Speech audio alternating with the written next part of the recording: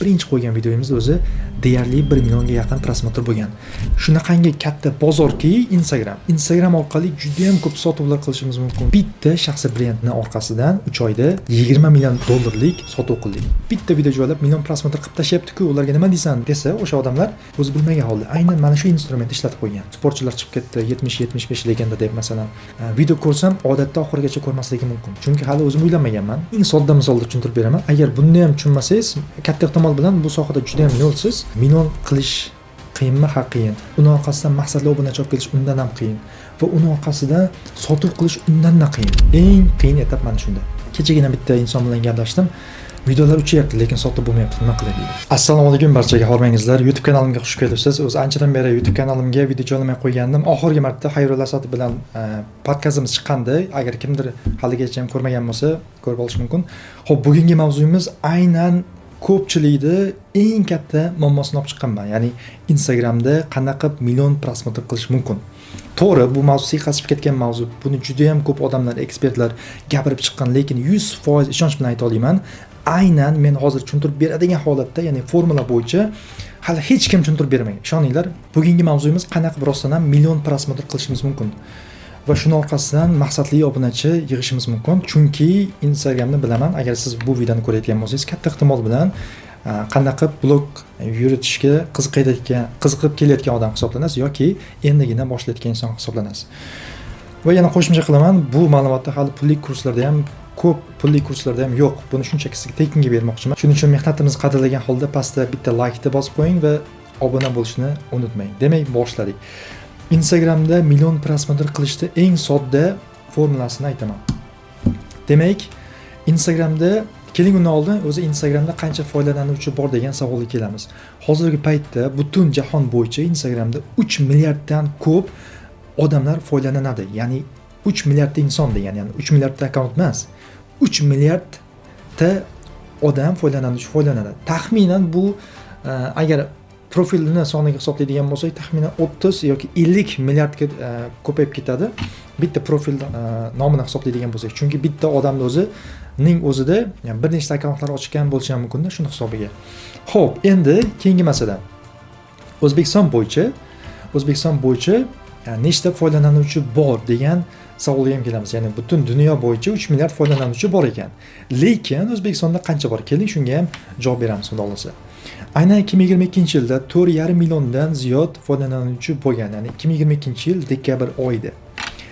Va 2023-yilning xuddi mana shu dekabr oyida 7,986,200 ta foydalanuvchi bo'lgan. Ya'ni plus minus 8 million foydalanuvchi bo'lgan ekan. Bu bir e'tibor beradigan bo'lsangiz, bu 100% ga o'sdi degan. Ya'ni 2 kara 2 to'rt bo'ladi-yu. Ya'ni 2022 dan 2023-yilda bitta foydalanuvchilar bittada ko'paydi deganda, bu O'zbekiston bo'yicha. Xo'p, keyingisini ko'radigan bo'lsak, 2024-yilda 11,34800 ta Instagramda foydalanuvchi bo'lgan ekan. Ya'ni qariyb ro'parasi 1 yil oldingi statistika bu. Bu degani salkam 11,5 milliondan ko'p degani. Va bu yili sizga savol, qancha foydalanuvchi bor deb o'ylaysiz? O'ziga bitta savol berib ko'rdim. O'zi shunchaki bitta taxmin qilib keting, hozir javobini aytaman. 14 million. Ya'ni 13 million 809 ming ta va plus minus 14 million foydalanuvchi bor. Ya'ni O'zbekiston bo'yicha Instagram foydalanuvchilari. Va bu shunaqangi katta bozorki Instagram orqali juda ham ko'p sotuvlar qilishimiz mumkin, brendimizni oshirishimiz mumkin, yaxshi daromad topishimiz mumkin bo'ladi va juda ham ko'p servislar, xizmat ko'rsatishimiz mumkin. Va bu narsani bilgan odam haqiqatan juda ham zo'r natija qiladi. Lekin ularning eng katta muammosi nimada bilasizlarmi? Million prosmotr qilishda. Shuncha mehnat qiladi, kontent qiladi, g'oya qiladi, harakat qiladi, lekin videolari kerak bo'lsa 1000 ta ham prosmotr bo'lmaydi. Va nima uchun? Chunki siz aynan mana shu instrumentdan foydalanmaysiz. Shu payt ba'zi odamlar fikr bildirishi mumkin. Masalan, bir xillar hali hech nimani bilmasdan turib bitta video joylab million prosmotr qilib tashyapti-ku, ularga nima deysan desa, o'sha odamlar to'g'ri hali hech nimani bilmasdan turib video joylagan, lekin o'zi bilmagan holda aynan mana shu instrumentni ishlatib qo'ygan. Ya'ni siz o'zingiz bilmagan holda qilsangiz 100 ta videodan taxminan bitta ikkitasi o'xshab qolishi mumkin. Lekin o'zingiz mana shu narsani bilgan holda va mana shu narsani foydalangan holda, maksimal foydalangan holda qilsangiz, mana shu narsa 100 tadan taxminan 20 ta 40 ta atrofiga chiqish ehtimoli bor. Ya'ni bu ko'ryapsizmi qanchalik zo'r, 10x ga 20x ga уже oshib ketasiz degan ularga nisbatan. Xo'p, keling endi yanada maqsadga qatnashamiz.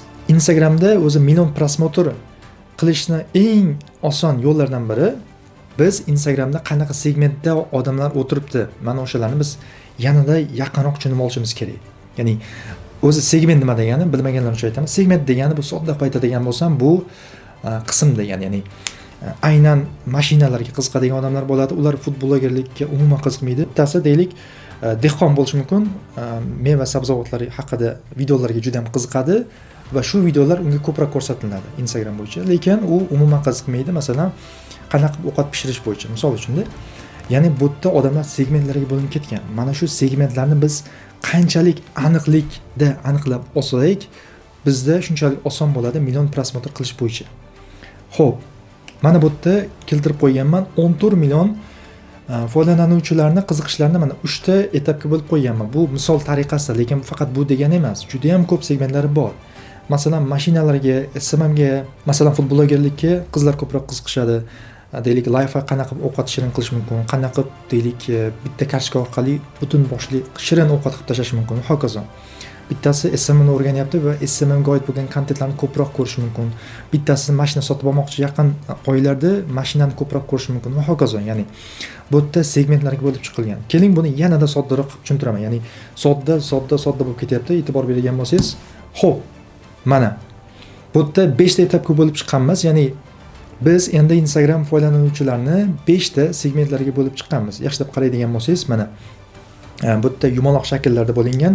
Eng katta yumaloqda odamlar eng ko'p qiziqadigan mavzuni yozib qo'yganman. Masalan, birinchida life cringe videolar, ya'ni cringe content deyiladi.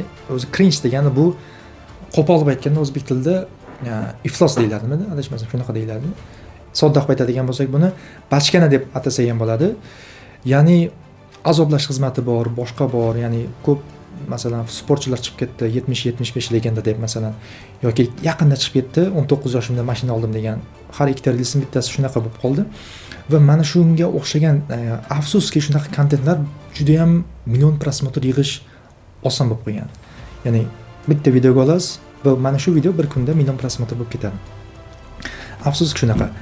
Keyingisi hissiy kontent, ya'ni odamlarning hissiyotini o'ynatadigan kontentlar juda ham million prosmotr qilish ehtimoli bor, ya'ni osonroq. Masalan, hissiyot deganda masalan, deylik, onasiga gul yoki onasiga hajga olib boradigan odamlarning hissiyotini o'ynatishimiz mumkin. Deylik, biror inson ota-onasini hajga yuborganidan keyin uni videoni ko'rgan odam havas qiladi. Ya'ni men ham havas qildim, niyat qildim, men ham olib boraman degan ma'noda.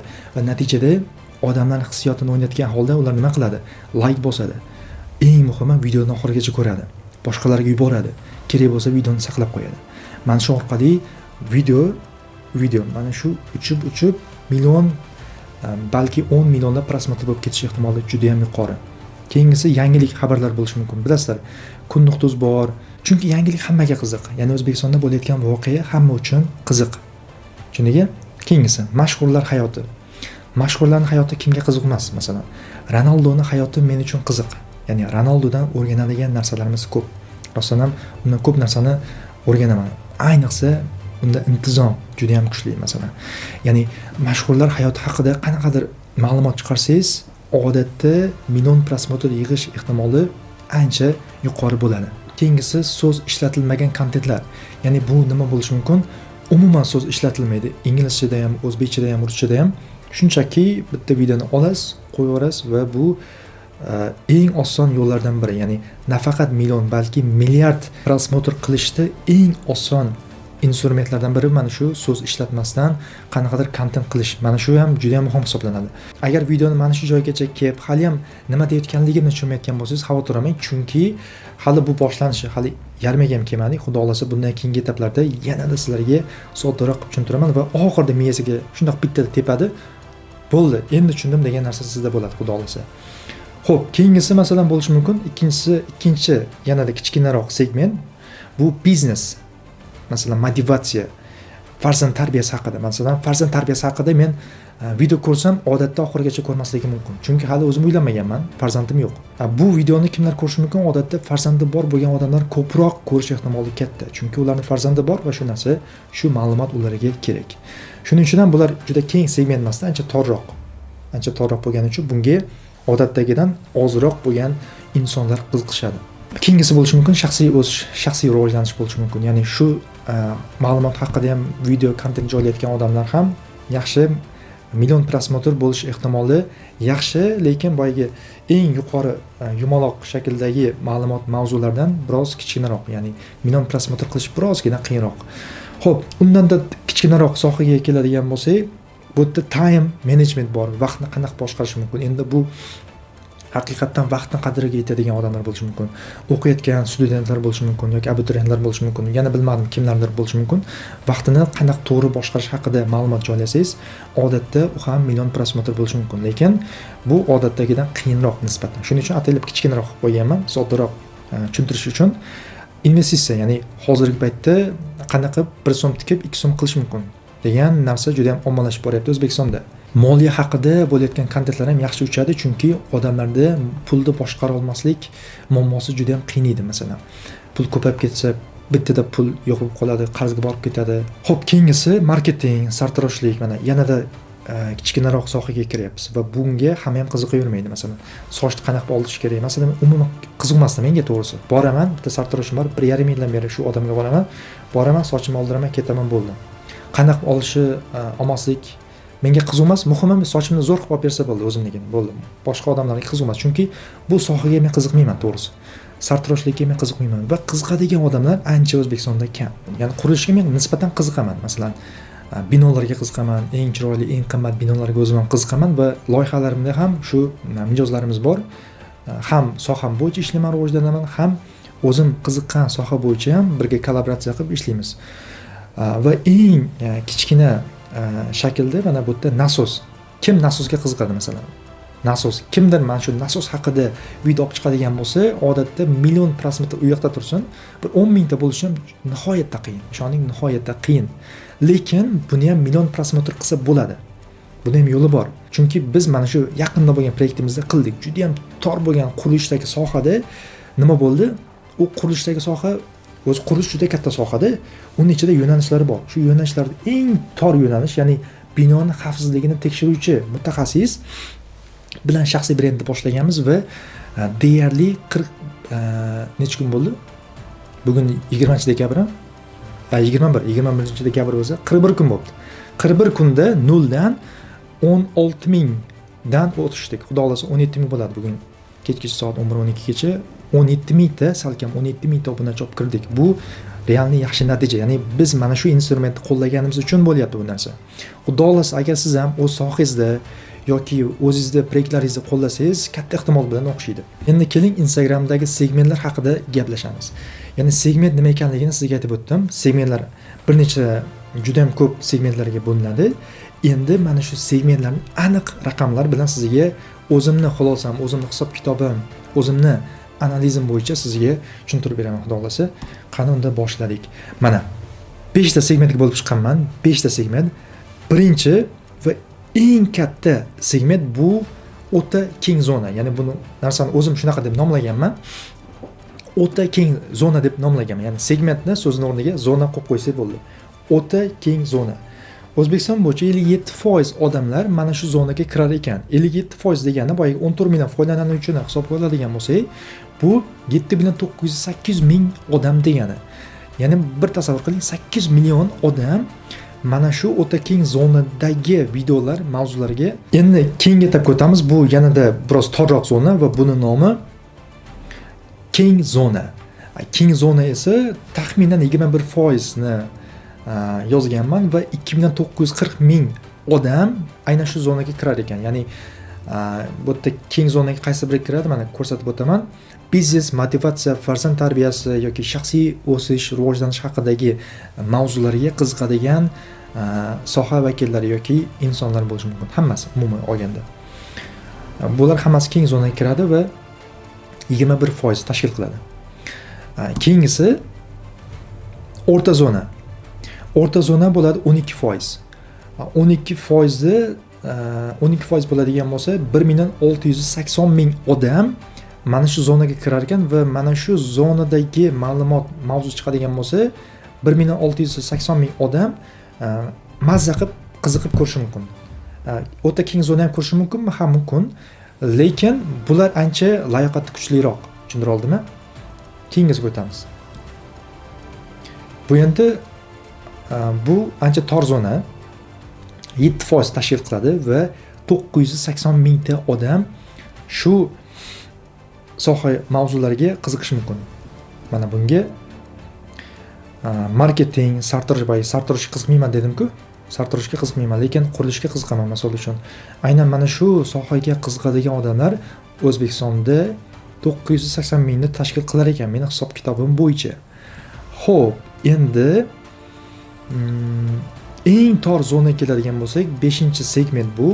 Eng tor zona 3% tashkil qilyapti va 420,000, ya'ni deyarli 500,000 odam shu zonaga qiziqadi degan. Boya bunga misol qilib nasosdan misol keltirdim yoki tuxumni misol keltirdim. Va shu soha bo'yicha agar kimdir kontent qiladigan bo'lsa, Instagramda million prosmotr qilish nihoyatda qiyin. Xo'p, endi savol, qanaqa biz million prosmotr qilsak bo'ladi? Aynan mana shu etapga ham yetib keldik. Buni aytish bilan oldin albatta mana shuni ko'rsatib o'tishim kerak edi. Siz yanada yaqinroq va vizual yaxshi tushunib olishingiz uchun mana shu diagramma bo'yicha tushuntirib berdim sizlarga. Agar qanaqadir tushunmagan savollaringiz bo'lsa, izohni yozib keting YouTube'da. O'zim qo'ldan kelguncha javob beraman, xudo xolasa. Har bittasini o'zim o'qib chiqaman. Qanaqa biz eng tor zonadagi ma'lumotni, mavzuni million prosmotr qilsak bo'ladi? Buni eng zo'r yo'li kollaboratsiya qilish. O'zi kollaboratsiya nima degani? Keling buni yanada sodda qilib tushuntirib beraman. Ya'ni qarang, eng sodda misolda tushuntirib beraman. Agar buni ham tushunmasangiz, katta ehtimol bilan bu sohada juda ham nolsiz. Misol uchun bitta odam bir yaxshiroq joyga ishga joylashmoqchi, buni bilamiz. Va joylashish uchun unda nima yo'q? Yaxshigina imkoniyat yo'q bo'lishi mumkin. Lekin unda eng muhim bor bo'lgan narsa nima bor bilasizlarmi? Aynan o'sha lavozimda ishlayotgan bir inson bor, uni tanishi, yaqin insoni, akasi, tog'asi, amakisi, adasi bo'lishi mumkin. Hokazo.